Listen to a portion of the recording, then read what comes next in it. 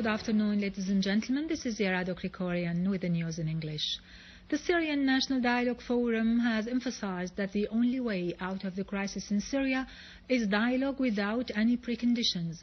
It stressed the need to stop violence in all its forms. Having concluded its two-day meetings, the Forum called in its final communiqué for exerting all efforts and ensuring the participation of all parties concerned with the crisis in Syria in the dialogue. The dialogue sessions will be held with those who are present, as the door will be open for those who are not to participate when they are willing to do so. The Forum held the American and European colonialist West responsible for the unjust economic blockade imposed on Syria. It denounced the Arab League's decision that encourages the armed Syrian opposition in presenting the seat of the Syrian state to it, branding it as a violation of the Arab League's charter. The Forum affirmed that the Syrian Arab Army is the only legitimate upholder of weapons, and on it the Syrians pin their hopes to stop a possible civil war. The Forum called on the government to speed up the compensations assigned for the affected families and to effectively and positively deal with the files of detentions, kidnapping, refugees and displaced, bring to account those involved in cases of corruption, and issue a comprehensive and effective pardon.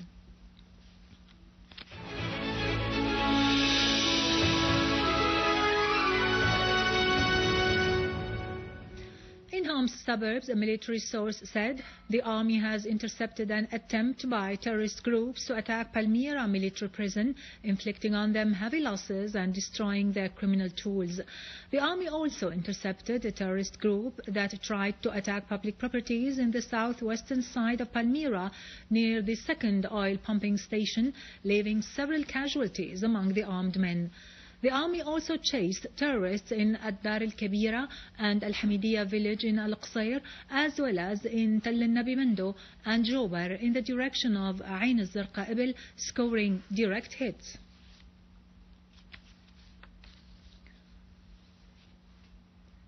The Syrian Arab Army units have inflicted heavy losses on the terrorists they pursued in Al-Utayba and Jisr al-Ghayda in Eastern Ghouta in Damascus suburbs.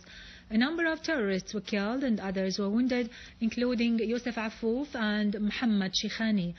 The army forces also carried an operation near Jisr al-Ghayda in Jisreen village, killing and injuring a number of terrorists, including Anas al-Khatib and Abdul Latif Muhsin. In the countryside of Latakia, a Syrian Arab army confronted a group of terrorists linked to Al-Nusra Front in the village of Al-Hur near Kinsaba district, killing and injuring many of them. Among the terrorists killed, there were Abu Umar al-Dimashqi, Abu Hurayra al-Sirjawi and Abu Zubayd al-Buzabki. 2 vehicles were also destroyed and all terrorists inside were killed.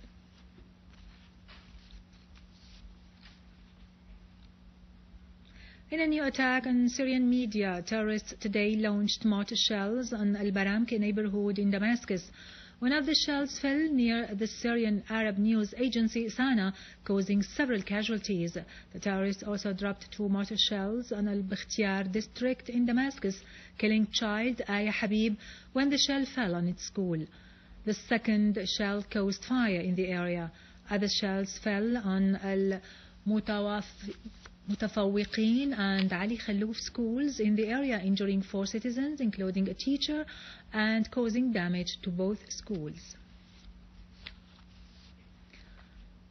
Also in Damascus, terrorists detonated an explosive device stuck into a private car in Al-Azbakiya, killing the driver who was inside. In another attack, terrorists also detonated another explosive device stuck into a car in the residential area of Al-Halbouni, killing the car owner. The army has destroyed a number of terrorist hideouts and several vehicles that contained weapons and ammunition in a series of operations in Aleppo and its suburbs. A number of machine guns-equipped vehicles loaded with weapons were destroyed on Akhtareen, Aleppo Road. All the terrorists inside were killed. Other vehicles were also destroyed in Al-Atarib and Urm al-Sughra. The armed men who were inside were either killed or wounded. The army also confiscated a large number of explosives and weapons, including machine guns, in Dhahrat Abd Rabbo in Al-Ramoun. The army engineering units dismantled 3 explosive devices on the road leading to the 1,070 apartment project in Al-Hamadaniya. The explosive weighed between 20 and 50 kilograms. They were planted on the roadside and were deliberately colored to resemble the rocks in the area.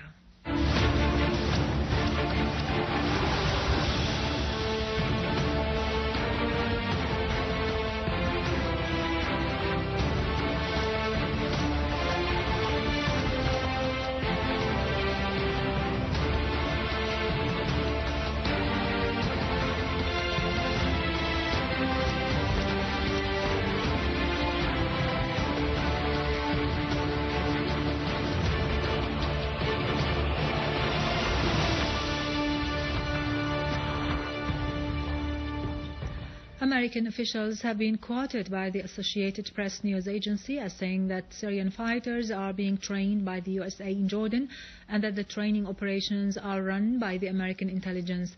They added that such training is going on, although Washington alleges that its role is confined to non-lethal assistance at this stage. They also affirmed the involvement of France and Britain in the training operations. The reports published by the Associated Press coincided with others circulated by European newspapers and magazines like the British Times Daily, the German Der Spiegel and the French Le Figaro, which all disclosed that specialists and experts from the USA and some European states have been training in camps in Jordan the armed terrorist groups who are perpetrating acts of killing and destruction in Syria. The American Republican Senator Rand Paul said last month that Washington supervised an arms shipment from Libya to Syria.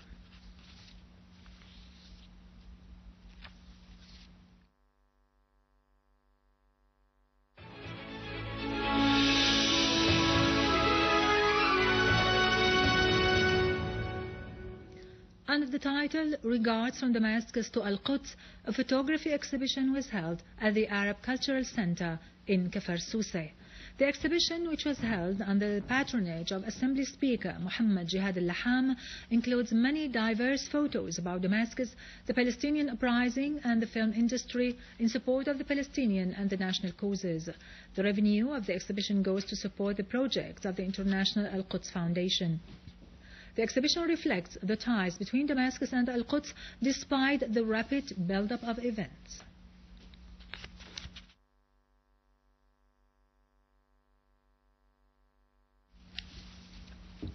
That was our news for today. Thank you for watching. For more details about Syria and the region and to view this bulletin again, you can always visit our website in English, syriaonline.sy. Now to latest business and market news with Nariman Qassam after a short break.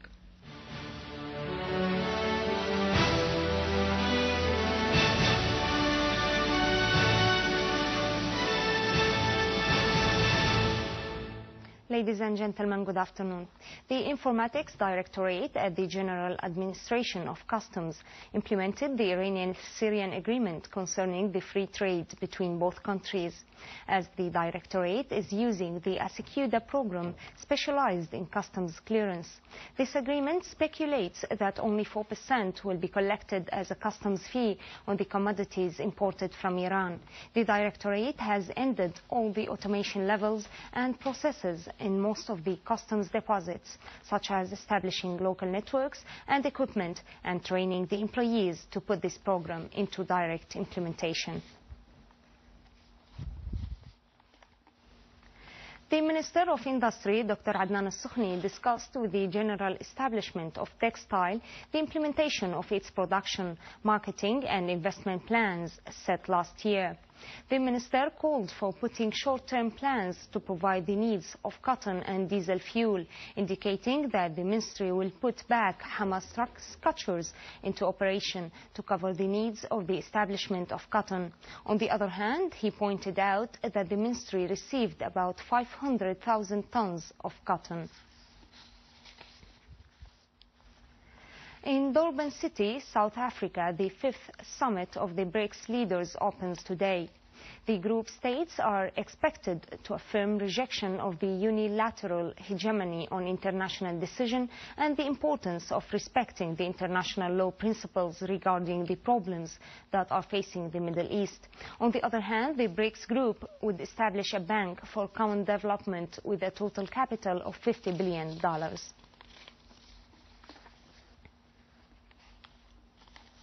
The Russian finance minister stressed that Cypriot parliament voting for a package of measures to help Cyprus get a financial assistance from the European Union may determine the possibility of resuming talks between Russia and Cyprus.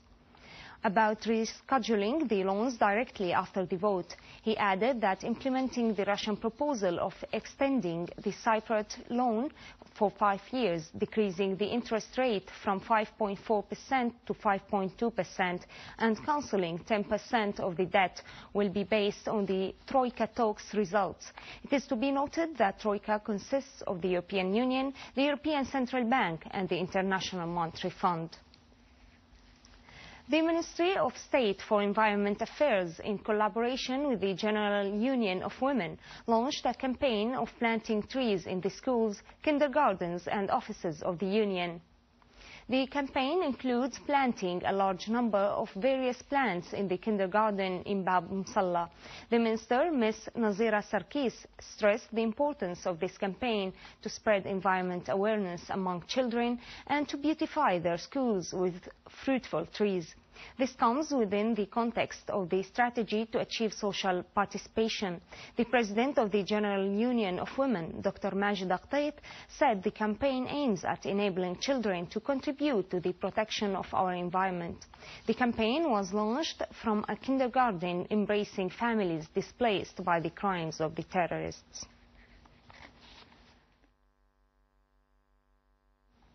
The Damascus Securities Exchange Index fell 1 point in the last session, exceeding 783,092 points. The trade session for today exceeded 51,012 shares, covering 47 deals, as the total trading reached 4,400,000 Syrian pounds. In terms of trading, the banking sector came first, followed by the insurance sector. European shares climbed before a U.S. data that may show some increased durable goods orders, which was close to a 4-year high last month. The U.S. index futures also rose, while the Asian shares fell amid concerns that Cyprus bank restructuring plan would be used for other European nations. On the other hand, the Japanese shares declined as the Nikkei index dropped 0.63%.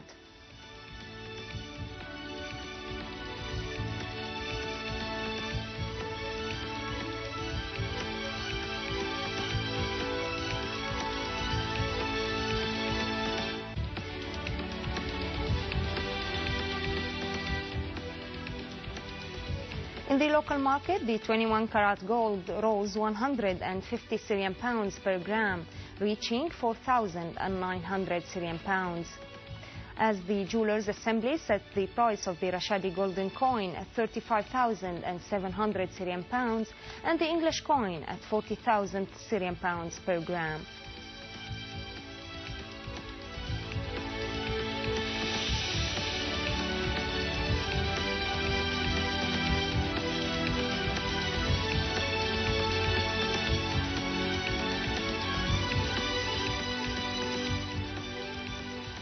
The yen erased its decline against the US dollar and slightly changed after dropping to 0.3%.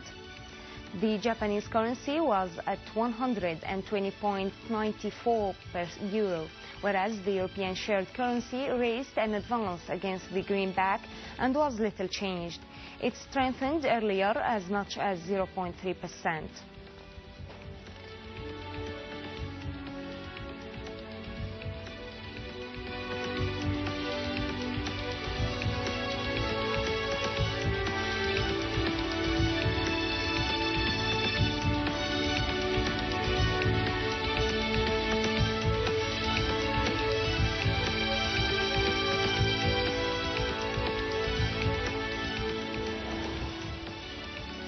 Ladies and gentlemen, this was our economic news for today. Thank you for watching. Goodbye.